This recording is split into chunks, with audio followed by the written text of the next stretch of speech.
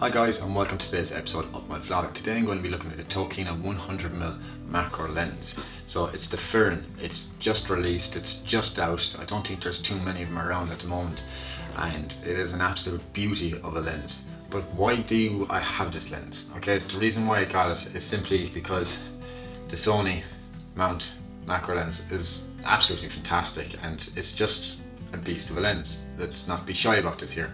It's very, very good, but there is a cheaper alternative.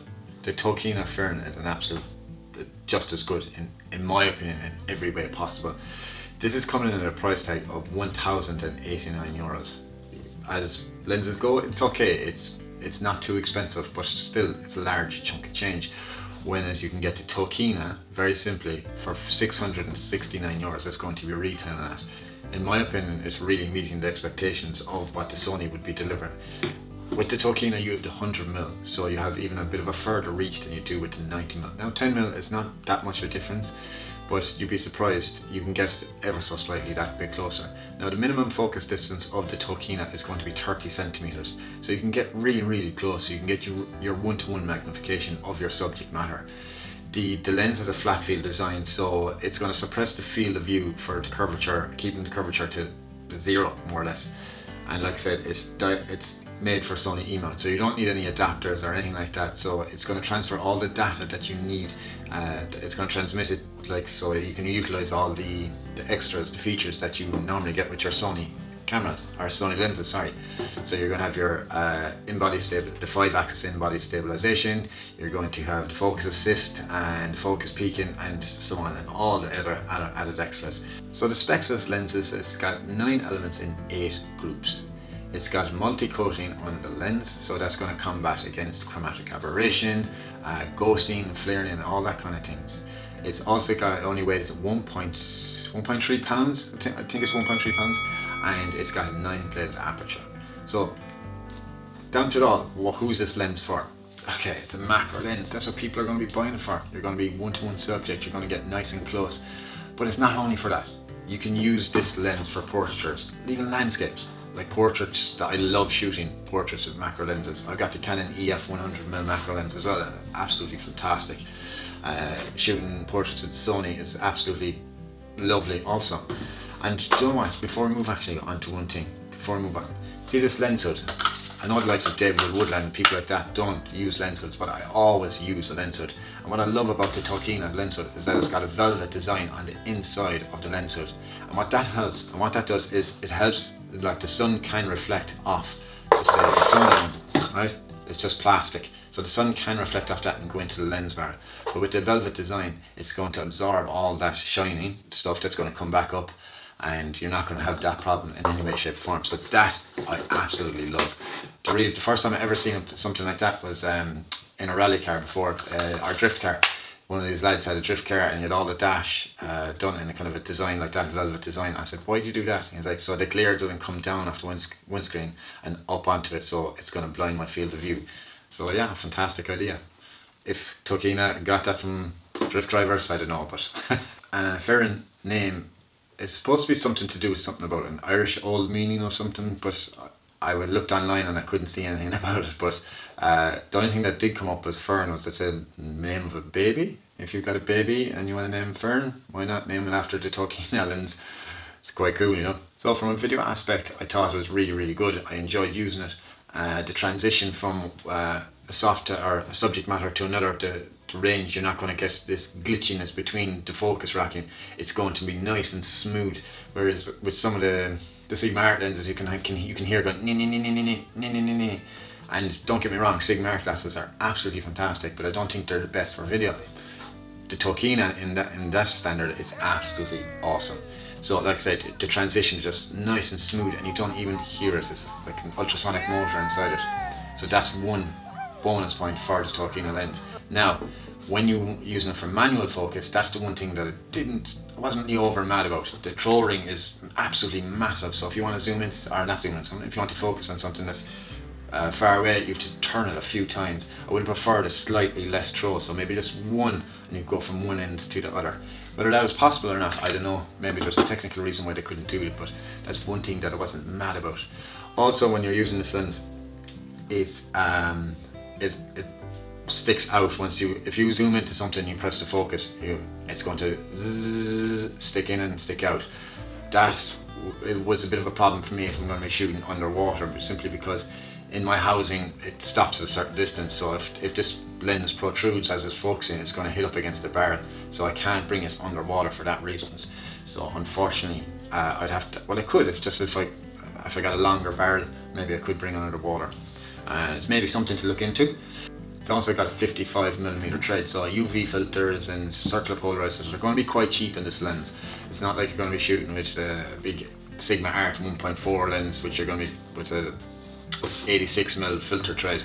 It costs you a small fortune, but look, it's very affordable for the filters, so why not get one, pick one up. So without further ado, guys, why don't we just jump over to the computer and I'll show you some comparisons to some images that I've taken in around my garden, which I got a chance to go out during the week. So I said I'd just get a few shots in a real world kind of situation. I'm not looking for these fancy big setups in any way, shape or form. All I wanted to do was go out to the garden like any normal person, get a few shots of some berries, some insects if I could, or whatever, and just take it from there, okay? So let's jump over and we'll see what we can get, okay? Now, as you can see here, okay, I've color coded these images from the garden, so we'll jump right into this now, guys. So here is the first image, and this is taken with the Firin lens. As you can see, it's actually quite sharp, especially in the middle. Now, edge-to-edge sharpness, I wasn't shooting for that, I'm shooting macro lens, so a flower, so it's going to be soft in the background. Here is the Sony equivalent. Now the Sony is quite sharp as well. I love how sharp it is, especially in here in the middle, but I prefer the bokeh on the Firin.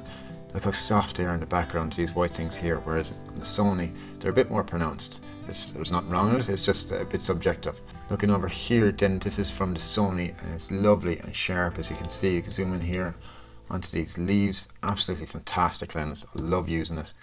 Here's Jim the fly, who I found. Nice image, very hard to photograph simply because he was a bit skittish. And here he is with the Tokina. Only got to one shot of him with the Tokina. It's not exactly the sharpest, simply because that's human error. But look how sharp these are. Look at them. They look absolutely lovely.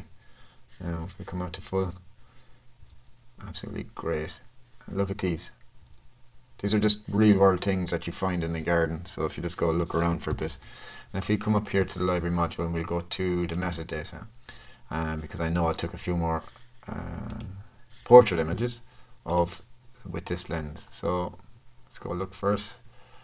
The Firin. So I've taken 60 images in total. So here's a girl from communion last week, just right before I got the lens, or the day after I got the lens, sorry. As you can see, very good portraits out of this lens also. Now these ones are edited, so the previous ones were not. And if you look at this, it's nice and sharp. Lovely image. So it's a good fun lens to use. I've been using it all week and I'm really happy with the lens overall. I mean, some of the images that you can get from it, from a technical aspect, are really good. Love this one.